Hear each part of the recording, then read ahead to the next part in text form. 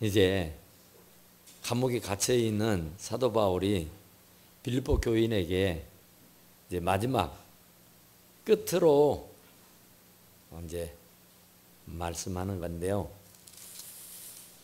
그 마지막으로 하는 말이 뭐냐면은 기뻐하라 그 말입니다. 주 안에서. 그러니까 주님 안에서 찬송할 때 기뻐하고, 기도할 때 기뻐하고, 말씀 들을 때 기뻐하고, 예배 드릴 때 기뻐하고, 교회 갈 때 기뻐하라 그 말이에요. 이게 참 감옥에 갇혀 있는 사람이 할 말이에요. 지금 감옥에 갇혀 있는 사람이 이런 말을 어떻게 할 수 있느냐고요. 그런데 감옥에 들어앉아 있는 사람이 우리들 보고 주 안에서 기뻐하라는 거예요. 그러니까 주 안에서 기뻐하는 일이 없다는 얘기 아니에요.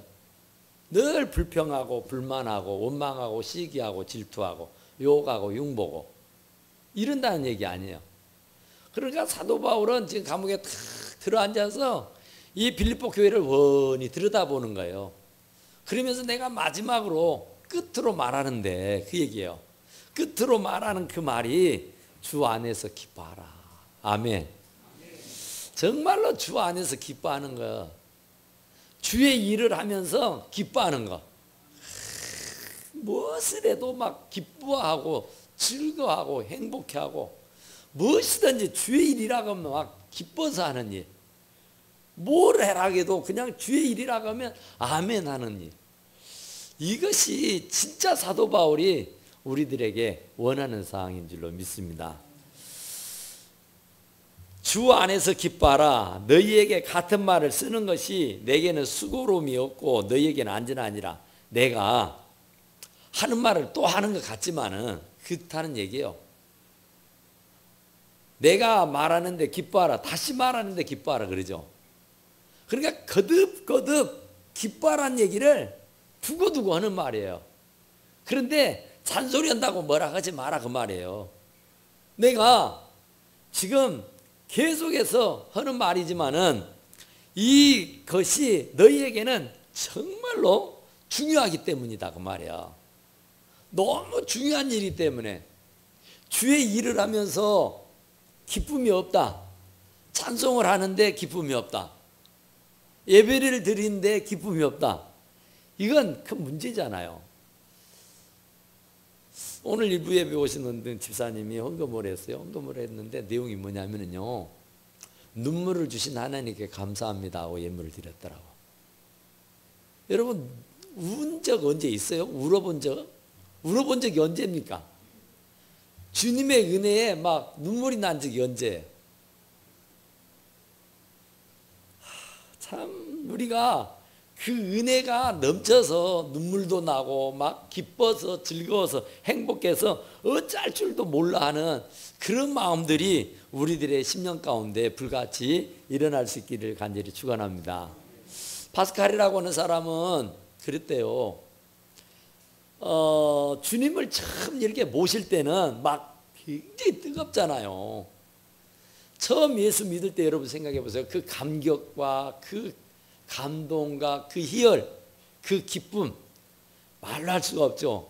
처음 예수 믿었을 때 말이에요. 처음 교회 갔을 때에 정말 그 말씀을 듣는데 진짜 송이꿀보다 달고 정말로 거기가 천국이었잖아요. 너무 좋아서 막 주일을 막 기다리고 말이죠. 막 손가락 기다렸잖아요. 그리고 막 교회에서 성도들과 같이 지내는 것이 너무 행복하고 막 좋아서 가고 싶지 않았잖아요. 막 그럴 때가 있었잖아요. 근데 파스칼이라는 사람도 그랬대요. 그는 처음 예수를 딱 맞이해서 그분을 영접하고 너무 기뻐가지고 그분이 자기 그 패스보드에다가 이제 그때 감동을 글로 썼대요. 글로 썼는데 그 패스보드에 아주 소중하게 다룬 것이 그 처음 예수님을 영접하고 받은 은혜, 그것을 내가 평생 가도록 잊지 않으리라 하는 다짐으로 그가 글을 써서 이 패스보드에 항상 가슴에 품고 다녔대요. 거기에 뭐라고 써져 있느냐면은 불, 그리고 기쁨, 그리고 기쁨, 그리고 기쁨, 그리고 또 기쁨, 그렇게 써졌더래요. 그러니까 성령 받으면, 은혜 받으면, 교회 오면, 말씀 들으면, 찬양하면, 기도하면 기쁨 그 자체여야 되는 거예요. 진짜로 기뻐야 돼요. 어디에서 그런 기쁨을 찾을 수 있겠어요? 어디에서 그런 기쁨을 만끽할 수 있겠느냐고요. 그러니까 정말로 사도 바울은 감옥에 들어앉아서 가장 많이 불평하고 불만하고 원망하고 막 화내고 막 난리를 해야 할 사람이 오히려 이 자유로운 환경 가운데서 정말로 아무 거리낄 것 없이 살아가는 사람들 보고 하는 말이 주 안에서 기뻐하라. 내가 또 말하는데 기뻐하라. 늘 기뻐하라고 우리들에게 말씀하고 있는 줄로 믿습니다. 그러니까 정말 우리가 부부간에 막 갈등지고 부부간에 이혼하고 부부간에 막 맨날 며칠 얘기 안 하고 막 그런 거 있잖아요. 왜 그래요? 기쁨이 사라져서 그래요. 기쁨이 사라져서. 기쁨이 사라져 버리면은 원망 불평밖에 안 나오는 거예요. 그냥 당신만 바라다 보면 기뻐. 그냥 당신만 바라보면 막 짜증나. 이러면 안 되잖아요. 그냥 바라만 보면 기쁘고 그냥 같이만 있어도 기쁘고 막 그런 거 있잖아요. 그런데 기쁨이 사라져 버리면은 문제입니다. 문제. 교회 오기도 싫고 봉사하기도 싫고 전도하기도 싫고 기도하기도 싫고 아무쪼록 모든 만사가 귀찮고 성가신 일이래요. 그런데 기쁘면 뭘 해도 행복해요. 뭘 해도 신이 나고 신바람이 나는 거예요. 참 장사를 하는데 돈이 벌린다. 기쁘죠. 그러니까 날밤을 새가면서도 피곤하다고 안 해요. 짜증나지 않아요. 막 흥얼거리면서 막 노래를 불러가면서 막 하잖아요. 자기 몸은 막 축이 나고 자기 몸은 막 애리고 쓰리고 아프고 막 오만 데가 다 아파도 돈 벌리는 그 맛에 막 기뻐서 노래 부르면서 하잖아요. 그러니까 정말로 남편을 아내를 이웃을 형제를 원수처럼 여기는 것은 기쁨이 사라져 버려서 그래요. 그러니까 이 사도 바울은 알한 거예요. 기쁨이 회복되기만 하면은 만사형통하다는 거야. 기쁨만 회복해버리면은 진짜로 얼굴에 웃음꽃이 피어버리면은 어둠의 권세는 날아가 버려요. 온데간데 없이 사라져 버려요. 항상 우는 쌍이고 항상 찡그린 쌍이고 항상 얼굴이 낱낱하면은 원수마귀가 한 길로 왔다 도망가 본다니까. 7길로. 웃는 나대에는 춤을 못 뱉는 거예요. 항상 싱글벙글해져 있으면 나도 행복하다니까요. 괜히. 그런데 항상 우중충 해갖고 있고 맨 신경질 부리고 짜증내고 막 그러면은 옆에 있는 사람도 막 불안하고 초조하고 막 그러잖아요. 옆에 있는 사람도 막 괜히 막 초조해지게 된다. 그래서 사도 바울은 기뻐하라는 거예요. 그것도 세상 일로 인해서 기뻐하는 것이 아니라 주님 일로 인해서 주님 때문에 기뻐할 수 있기를 간절히 축원합니다. 출세한 것 때문에 기뻐하는 게 아니고 돈 많이 번 것 때문에 기뻐하는 게 아니고 내가 뭐 승진해서 기뻐하는 것이 아니라 그것도 기뻐해야겠지만은 사도 바울이 말하는 것은 그런 세상적이고 인간적인 것에서 기쁨을 찾으려 하지 말고 주님 안에서 말씀 안에서 성령 안에서 기뻐하라고 말씀하시는 줄로 믿습니다. 돈 떨어지면 슬퍼해지잖아요. 낙 떨어지는 거. 낙방하면 슬퍼지잖아요. 왜? 뭐 병이 들면 또 슬퍼지잖아요. 그러니까 세상적인 것으로 인해 가지고 기뻐하면은요, 그 세상의 것은 영원한 것이 없어요. 대통령도 5년 하면 끝나요. 아무리 높은 권자에 앉았어도 그 언젠가는 내려앉을 때가 와요. 벌리던 돈도 언젠가는 내 손에서 떠날 때가 오가요. 그렇게 건강하던 몸도 언젠가는 병이 들어요. 그러면 그것으로 인해서 기쁨을 차지했던 사람은 그것이 떠남으로 말미암아 금방 슬퍼지고 금방 괴로워지고 금방 아파지는 거예요. 그런데 주 안에서 기뻐하는 사람은요, 절대로 병들어도 좋아요. 돈이 없어도 좋아요. 애양간에 송아지가 없고 감람나무에 열매가 없어도 여호와로 인하여 기뻐하리로다. 할렐루야.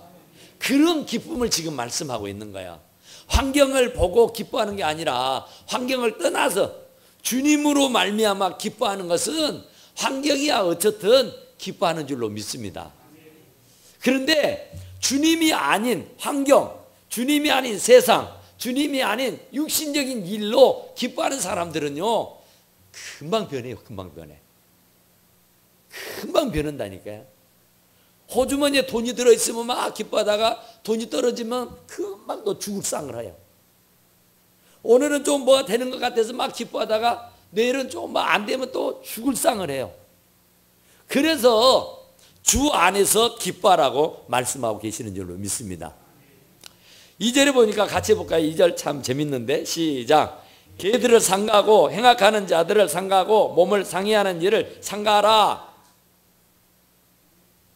개 같은, 개 좋은 거예요, 나쁜 거요? 그러니까요, 왜 개 그런 거 참 왜 개를 그 나쁘게 이렇게 취급을 하는지 모르겠어요. 소 같은 새끼 이런 거 없잖아요. 그런데 개는 하여튼 안 좋은 거예요. 하여튼 안 좋은 거예요. 걔는 물고 뜯고 싸우고 으르렁거리고 이빨 막 이렇게 지저분하고 더럽고,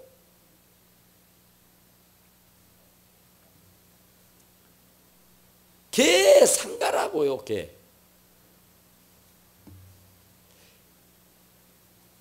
개를 상가라고 하는 것은 우리가 집에서 키우는 그런 반려견 그건 뭐 얘기가 아니고, 개같이 물고 늘어지는 이 율법주의자들, 예수는 믿어도 율법은 믿어야 된다고, 율법은 지켜야 된다고, 예수는 믿어도 좋지만 율법은 안 지키면 안 된다고, 악랄하게 집요하게 끈질기게 물고 늘어지는 그 율법주의자들, 사두개인들, 바리새인들, 당시의 종교 지도자들, 유대교에 신봉한다면 사람들, 이런 사람들을 개라고 말해요. 개라고. 그러니까 개의 특성은 하여튼 집요해요. 물면 안 나, 물면 안 나. 또 무는 것이 일이요. 그들은 물고 뜯고 싸우는 것이 하여튼 막 으르렁거리잖아요. 혼자 있을 때는 얌전해도 두 마리만 갖다 놓으면 서로 물고 뜯고 싸우느라고 정신이 없어요. 그러니까 개를 상가라고. 그 개, 이 율법주의자들, 예수를 믿는다고 하면서도 기필코 율법을 지켜야 된다고 꾹꾹이 힘써서 강조하는 사람들, 그건 다 패한 거잖아요. 이 개들을 상가고 행악하는 자들을 상가고 행악하는 사람들, 이게 믿는다고 하면서도 믿는 자답지 않게 행동하는 사람들, 예수는 수년을 믿었다면서 계급장은 집사고 권사고 장로고 목사라면서 그 계급장에 걸맞지 않게 행동하는 사람들, 악행을 자행자제하면서 사는 사람들, 그러니까 입으로는 참 정말 좋은 말을 많이 하지만은 그렇지 못하는 사람들, 그 얘기입니다. 그리고 여기 보니까 몸을 상해하는 일을 삼가고, 할례를 받기 위해서는 표피를 잘라야 돼요. 그러면 굉장히 아프고 고통스럽죠. 몸을 상해하는 것은 이 구약의 율법에서 이 아이가 갓 태어나면 할례라고 하는 것을 행하게 됐습니다. 유대인들은. 그래서 이 율법주의자들은 이유 여하를 불문하고 하여간 할례를 받아야 된다 그래요. 그러니까 그들의 행동거지야 어찌하든 상관하지 않고, 그들의 삶이야 어쨌든 상관하지 않고, 오직 할례를 받았냐 안 받았냐, 표피를 잘라냈느냐 안 잘라냈느냐, 그 얘기예요. 그러니까 그것이 구원을 주는 것은 아니잖아요. 그것을 함으로 인해서 구원을 받았다고 하는 증거가 아니라 말씀을 지키고 행하고 사는 것이 증거지, 표피를 잘라서 할례를 받았냐 안 받았냐, 죽어도 할례는 받아야 된다, 이렇게 말하는 사람들을 삼가하라 그 말이에요. 그런 사람들을 가까이 하지 말라 그 말이에요. 그러니까 율법주의자들, 하여간 할례를 받아야 된다고 끝까지 굳건히 주장하는 그 사람들을 삼가해라 그런 말이에요. 그러니까 주님을 믿는 사람들은, 하나님을 믿는 사람들은 이 사도 바울이 굉장히 그런 이렇게 율법을 강조하고 복음을 받아들이지 않고, 또 복음을 받아들였으면서도 율법은 지켜야 된다고 굳건히 주장하는 사람들, 그러니까 두 가지를 다 겸하게 하는 사람들, 그 사람들 상가란 말이에요. 그 사람들과 가까이 하지 말라는 겁니다. 나에게 악영향을 주고 나에게 좋지 않는 영향을 미치는 사람들, 불신앙을 심어주고 전혀 그리스도인답지 않는 행동을 하게 하는 사람들하고 가까이 하지 마라 그 말이에요. 내 신앙생활에 도움이 되지 않는 그런 사람들 멀리하라 그 말이에요. 그 사람들은 나에게 전혀 신앙에 도움이 안 되는 거예요. 믿음 생활하는 데 있어서 조금만치도 도움이 안 되는 거라 그 말이에요. 그러니까 그런 사람을 삼가라, 그런 사람을 가까이 하지 마라 그 말이에요. 우리는 참 신기하게 원래 죄성이 있다 보니까 선한 일을 하자고 하면 안 나타나도 굳은 일하고 나쁜 일을 하자고 하면 막 나타나요. 교회 가자고 하면 안 가는데 어디 노래방 가자고 하면 따라 나선다니까요. 전도로 가자고 하면 아이, 그런데 뭐 어디 놀러 가자고 하면 막 춤추고 따라와. 그러니까 그런 일을 하는 자들, 그런 걸 좋아하는 사람들을 삼가하라 그 말이에요. 우리는 정말 주의 일을 할 때가 제일 즐겁고 행복해야 하는 줄로 믿습니다. 그러면서 하나님의 성령으로 봉사하며, 이제는 이제 이런 사람들을 다 삼가하고 어찌해야 되냐? 하나님의 성령으로 봉사하고. 그러니까 성령이 아니면 하나님의 일은 죽어도 못합니다. 누가 돈 주는 것 아니잖아요. 누가 칭찬하는 것 아니잖아요. 누가 상 주는 거 아니잖아요. 누가 알아주는 것도 아니잖아요.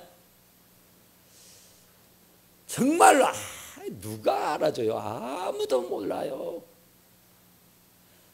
내 자신이 얼마나 주님과 복음을 위해서 몸부림을 치고 내가 오늘 주의를 시키기 위해서 얼마나 많은 사람들로부터서 욕을 먹고 왔는지 누가 알 거예요? 내가 정말 오늘 교회를 나올 수 없는 그런 형편이요, 그런 처지였지만은 내가 굳건히 이겨서 주의 전에 나와서 예배드리고 있는 이 모습을 누가 알아요? 아무도 몰라요. 주님밖에 모르는 겁니다. 그러니까 하나님의 성령이라야 봉사도 하고 헌신도 하고 전도도 하고 헌금도 하고 하는 거예요. 성령이 하지 아니하면은, 성령이 돕지 아니하고 성령이 함께하지 않으면은 주의 일이라는 것은 절대로 못합니다. 돈 있다고 하는 거 봤습니까? 학식과 배움이 많다고 해서 하는 거 봤습니까? 성령이 아니면 못해요. 예배드리러 가는 일, 그게 얼마나 대단한 겁니까? 그런데 부모 형제를 다 멀리하고 본인 보겠다고 찾아온 손님을 예배드리러 간다고 잠깐 앉아 있으라고 뛰쳐나올 수가 있느냐 말이야. 그게 성령이 아니고서는 할 수 없어요. 성령의 역사, 성령의 감동, 성령의 감화가 없으면은 못 된다니까요. 그래서 사도 바울은 성령으로 봉사하라 그 말이에요. 그러면은 봉사를 해도 신바람이 나고 성령으로 봉사를 하면은 재미가 있어요. 즐겁고 행복해요. 그런데 성령으로 하지 아니하고 마지못해 억지로 하면은 어느 정도는 할 수 있어요. 그러나 그게 지속적일 수가 없어요. 그게 계속되지를 못하는 거예요. 그러니까 중도에 포기해버리는 수가 너무 많아요. 그래서 성령 받으라, 성령 받으라 하는 거예요. 그래서 성령 충만하라, 성령 충만하라 그래요. 그래서 성령을 충만히 받으려고 하면은 적어도 하루에 1시간 이상 기도를 해야 돼. 성령은 기도 외에는 다른 이유가 없어요. 성령 받을 수 있는 길은 기도예요, 기도. 성령을 받아야 찬송도 하고 성령 받아야 기도도 하고 성령 받아야 말씀도 들리는 법이지, 성령을 받지 않으면은 찬송도 못해요. 세상 노래는 술이 들어가면 막 흡디다마는 이 찬송은 성령이 충만하지 않으면은 못 한다니까. 그러니까 하루 종일 살면서 내가 찬송을 하고 있는가 못하고 있는가, 그것은 내가 성령이 충만한가 안 충만한가 결정되는 거예요. 하루 종일 살면서 찬송 한 절 안 하고, 하루 종일 살면서 성경 한 절 안 읽고, 하루 종일 살면서 찬송 하나 못 듣고 있다고 하면은 그 문제가 있는 거예요. 그래서 성령으로 봉사하고 그래요. 성령으로 봉사하며 예수 그리스도로 자랑하고. 그러니까 하나님의 사람들은 할례를 안 받아도 괜찮아요. 그런 것은 괜찮아요. 할례를 받아서 구원받고 할례를 안 받아서 안 구원받고가 아니에요. 다시 말하면 세례를 받아야 천국 가고 세례를 안 받으면 지옥 가는 것이 아니라고요. 세례는 물론 받아야 되겠지만은 안 받았어도 괜찮아요. 그런데 꼭 죽을 때쯤 주면은 어떻게든지 세례를 받으려고 하지 않아요? 그것이 꼭 구원의 징표인 것처럼 생각해요. 그거는 아니에요. 구원은 믿음으로 받는 것이지 세례로 받는 것 아니니까. 그러니까 바로 성령으로 봉사하며 또 예수를 자랑하고. 그러니까 하나님의 사람들은 성령을 충만히 받고 성령으로 봉사하고 성령을 받으면 예수 그리스도를 자랑하게 돼 있습니다.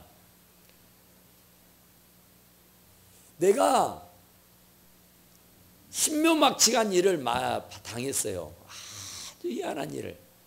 그러면 입을 다물고 있을 수가 없잖아요. 임금님기는 당나귀다. 이건요, 이발사만 아는 비밀이지만 이걸 가슴에 담아둘 수가 없다니까요. 어떻게든지 이것을 해소시켜야 됩니다. 그래야 여기가 시원해지지. 여기다 담아놓고 살면은 답답해서 환장한다 그러죠. 못 살아요. 그러니까 대나무밭 대통에다가 입을 대고 임금님께는 당나귀도 하고 얘기한다. 그리고 나야 비로소 시원해졌단 말이야. 그러니까 우리가 정말 예수가 누군가, 그분이 나에게 어떤 분인가, 그분이 나에게 어떤 은혜를 입혀주고 나를 어떻게 도와주고 나와 어떻게 함께 하신 분인가, 이 사실을 내가 분명하고 확실하게 안다고 하면은 그분을 소개하지 않고 그분을 말하지 않는다고 하는 것은 있을 수 없는 일이에요, 여러분. 여러분들이 복권, 로또 복권 5,000원짜리만 당첨돼도 말 안 할 사람 있어? 5,000원짜리 당첨만 돼도 그거 말하지 않으면 입에 막 종기 나가지고 견딜 수 없으죠. 그러니까 막 자랑하게 돼 있습니다. 로또 복권 5,000원만 당첨돼도. 그런데 예수님이 세상에 로또 복권 5,000원만도 못 해가지고 입을 꾹 다물고 계시오. 여러분들이 어디 아파가지고 어느 병원 가가지고 용한 의사를 만나서 그냥 고침을 쉬 받았다고 하면은 여러분 입 다물고 가만히 있겠냐고요. 말하지 말라 해도 동네방네 쓸고 다니면서 그 의사 정말 용하더라고. 야, 그 병원 정말 대단하더라고. 막 자랑치고 다닐 것 아닙니까? 그러니까 성령이 아니면은 자랑 못한다니까요. 그러니까 그런 힘이 어디서 나오냐? 다이나마이크한 힘, 뭐 하여튼 그런 폭발적인 힘이 어디서 나오냐? 주저하지 아니하고 예수를 증거할 수 있는 능력이 어디서 나오냐? 성령이란 말이에요. 성령으로 봉사하게 하고 성령으로 전도하게 되는 거예요. 그러니까 목사님이 아무리 전도하라 해도 지금 전도 안 하잖아요. 정말 전도에서 데려오는 성도가 몇이나 있는가 보세요. 본인들이 스스로 우리 교회 소문을 듣고 걸어와서 등록하시는 분들이지, 우리가 맨날 며칠 쫓아다니면서 입이 부르트도록 발이 부르트도록 전해서 온 사람이 몇이나 있는가 보시라고요. 그러니까 그런 사람들이 많아야 되는 거예요. 그런 사람이 많다고 하는 것은 교회가 성령 충만하다는 거예요. 그 교회가 성령 충만하다는 것은 그 교회 모든 성도들이 다 성령으로 충만하다는 얘기인 줄로 믿습니다. 예수로 자랑하고 육체를 신뢰하지 아니하는 우리가 곧 할례파다. 그러니까 육체를 신뢰하지 않는 자, 표피를 잘라야 구원받는 거, 표피를 잘라야 바로 구원이 있다. 어떤 행위적인 것으로 구원을 얻겠다고 말하는 사람들, 내가 뭐 꼭 금식을 해야 된다네, 철야를 해야 된다네, 무슨 꼭 뭐 어디 뭐 100일 기도를 해야 된다네, 무엇을 어찌고 해야 된다네, 그렇게 얘기하지 마라 그 말이에요. 육체를 신뢰하지 아니하는 우리가 곧 할례파다. 육체를 신뢰하지 않는 사람, 육신을 쫓아 살지 않는 사람, 그 사람이 진짜 할례파야. 진짜 할례파. 진짜 그 사람이 구원받은 사람이라고요.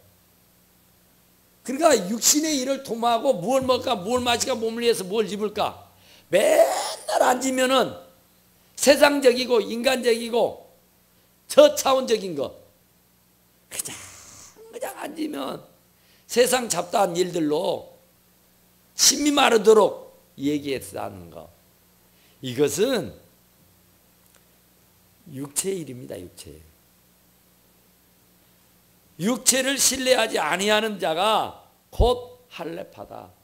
할례를 받아야 된다고, 예수는 믿어도 할례는 받아야 된다고 이렇게 말하는 할례파들, 할례 안 받아도 성령 받으면 되는 거예요. 할례 안 받아도 구원 받을 수 있는 길이 주 예수를 믿으면 되는 거예요.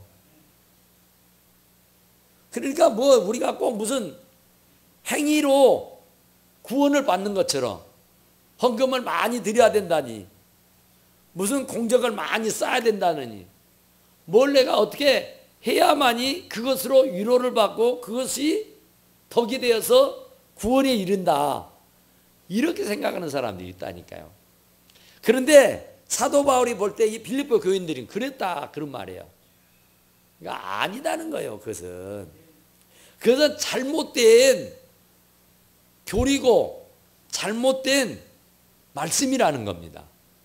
그러니까 그런 사람들, 그런 얘기를 하는 사람들은 삼가해라. 그런 사람들하고는 가까이 하지 마라. 그런 사람들하고는 눈도 맞추지 마라 그 말이에요. 그러니까 육신의 일을 막 추구하는 사람, 굉장히 하여튼 뭐 학식과 배우, 어떤 지위 명예, 교회 일하고는 상관없고 어떻게 전도할까? 어떻게 하면 더 많이 헌신하고 더 많이 충성할까? 어떻게 하면 더 많이 하나님께 예물을 드리고 봉사할 수 있을까? 이것으로 고민하는 사람들이 아니라 어디 가면 만난 것이지, 어디 가면 재미지지? 그냥 육신의 일락을 위해서 사는 사람들이에요. 그런데 사도 바울은 그런 걸 다 예전에 최고로 여겼다 그랬어요.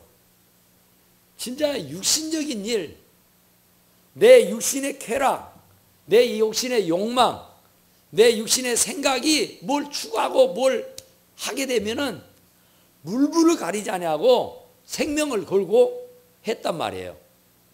그래서 그는 가말리엘 문화에서 수학을 공부를 했어요. 그리고 그는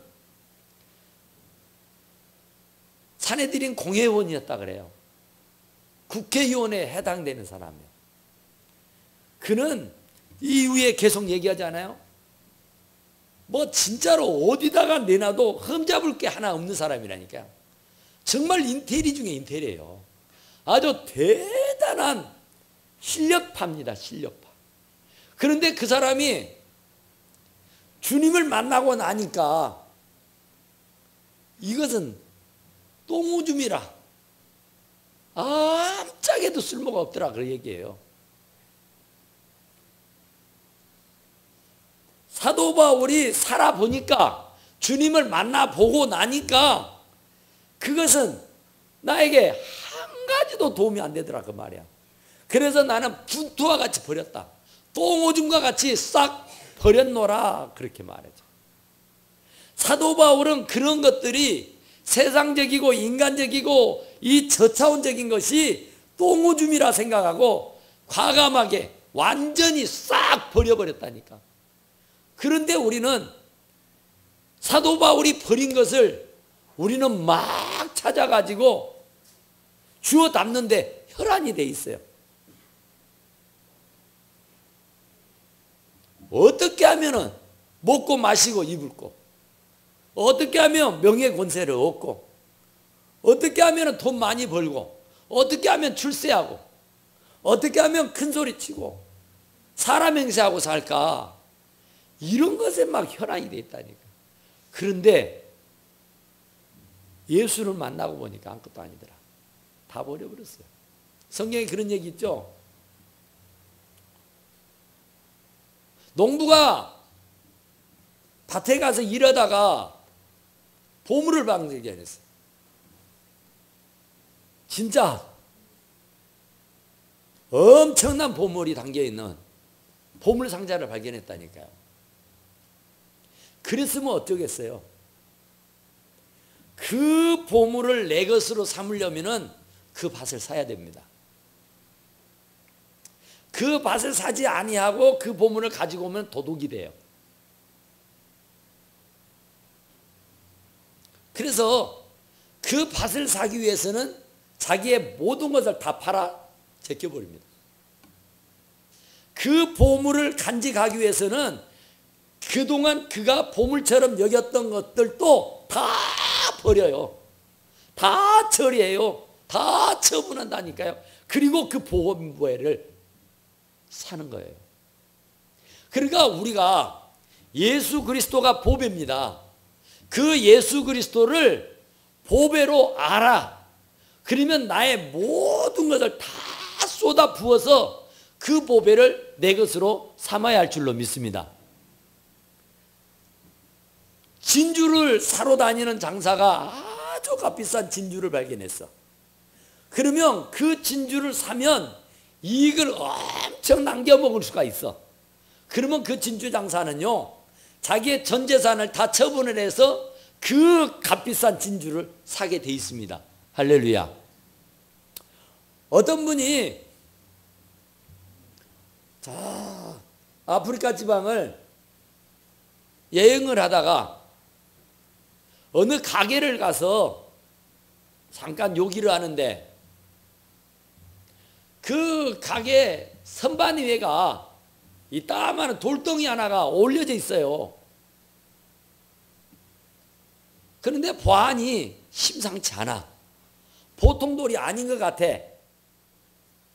그래서 이분이 그 주인에게, 주인장, 저 선반에 있는 저게 뭐요? 그랬더니, 아이고, 우리 아들놈이 밖에 나가더니 이놈은 돌멩이를 하나 주워와가지고는 여기다 올려놨는데 성가셔 죽겠어.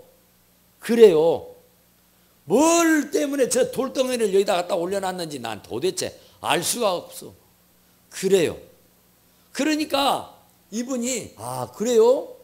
그러면 제가 어르신 아이가 가지고 놀 수 있는 장난감을 제가 사드릴 테니까, 좋은 장난감을 사드릴 테니까 그 돌덩이를 나에게 주겠느냐 그래요.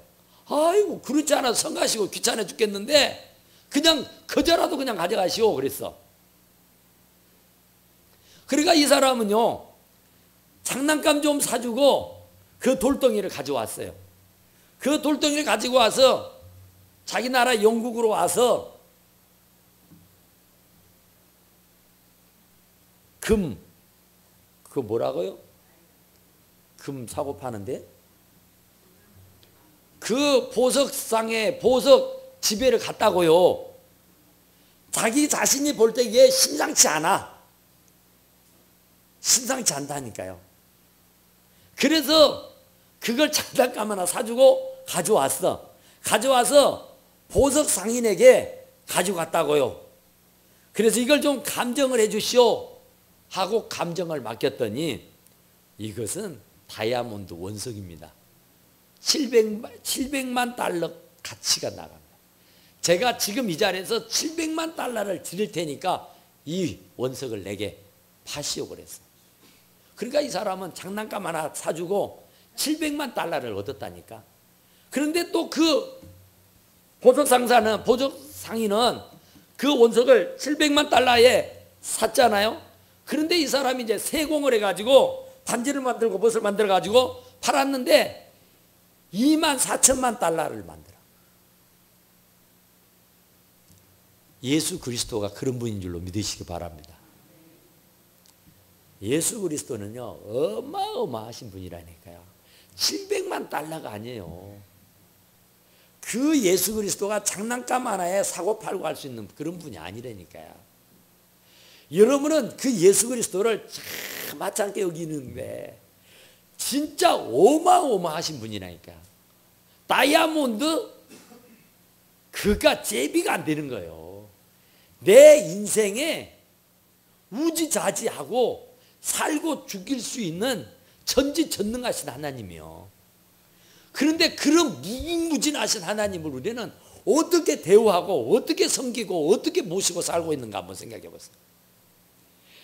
진주를 사러 다니는 그 진주 장사가 값비싼 진주를 발견하고는 내 것으로 삼아야겠다는 욕심이 들면은 집 팔고 논 팔아서 그 진주를 사고야 말아요.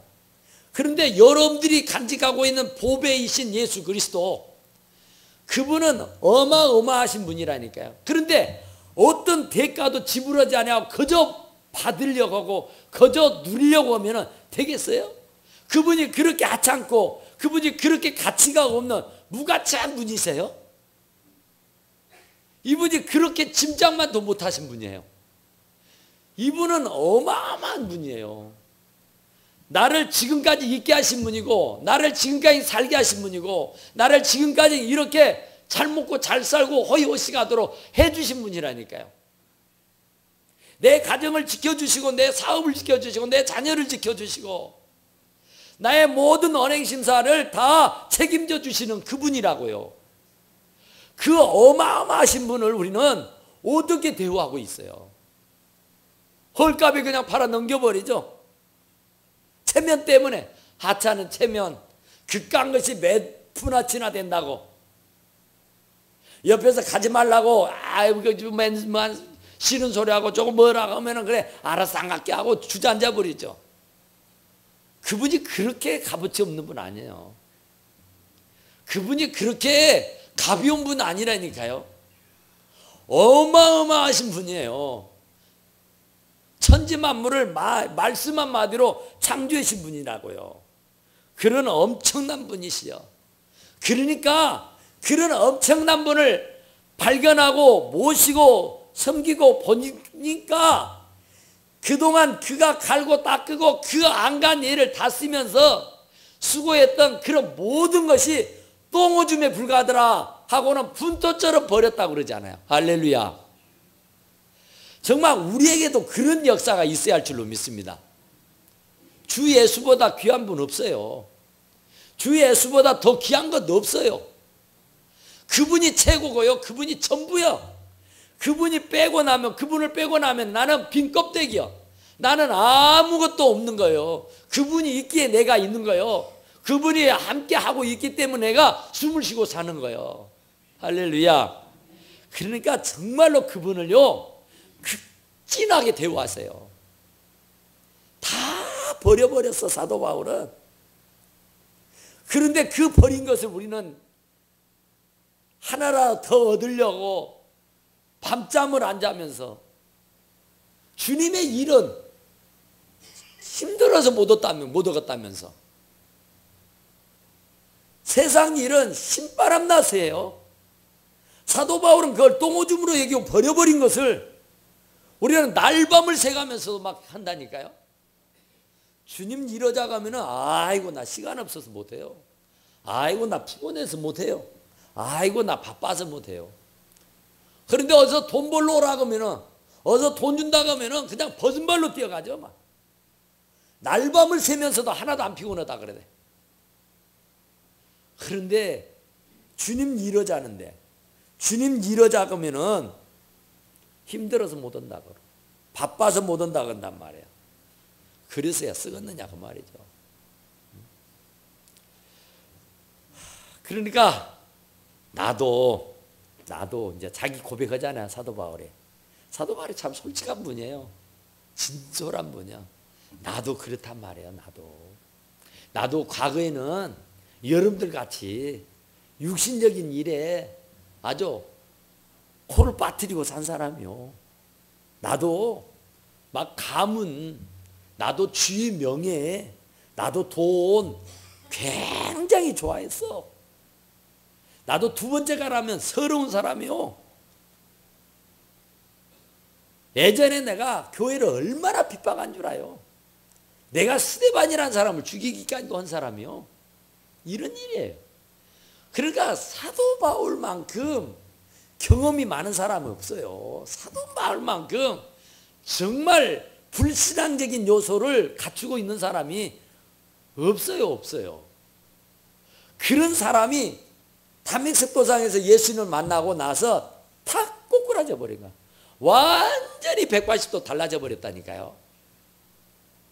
그러니까 우리도 적어도 예수를 믿고 예수를 만났다고 하면은 그래도 예수를 믿은 지 수년이 되고 내가 집사고 권사고 장로고 목사라고 하면은 예수님이 얼마나 귀하신 분인지 알아야죠. 예수님 생각만 해도 눈물이 막 나야 돼요. 눈물이 말라버렸잖아요 지금. 기쁨이 사라져버렸잖아요 지금. 눈만 뜨면 불평하고 눈만 뜨면 원망하고 눈만 뜨면 물고 뜯고 싸우고 흉보고 욕하고 어디가 그래요? 그럴 수가 없어요. 우리 안에는 그 보배가 담겨져 있다니까요. 말로 형용할 수 없고 돈으로 가치를 따질 수 없는 그 어마어마하신 그분이 우리 안에 담아져 있다고요. 그분을 모시고 섬기고 사는 사람들이 불평을 어디 할 수 있어요? 어디가 무섭고 두려울 일이 어디가 있고 무엇가 염려되고 불안할 일이 어디가 있어요? 전지전능하신 분이 내 안에 계시는데, 어마어마하신 그분이 나와 함께 하시는데, 그러니까 사도 바울은 진짜로 100% 신뢰하고 믿어버린 거예요. 그러니까 이 빌립보 교인들에게 자기 경험을 얘기하는 거라니까. 나도 그랬다고. 나도 미처 모를 때는 그랬다고. 나도 그분 만나기 전에는 여러분들처럼 똑같이 그랬다고. 그랬는데 그분을 만나고 보니까 이건 아무것도 아니더라고. 다이아몬드 원석을 만나보면은 하찮은 거 눈에 들어갔어요? 하찮은 게 눈에 차겠어요? 다 버려버리지.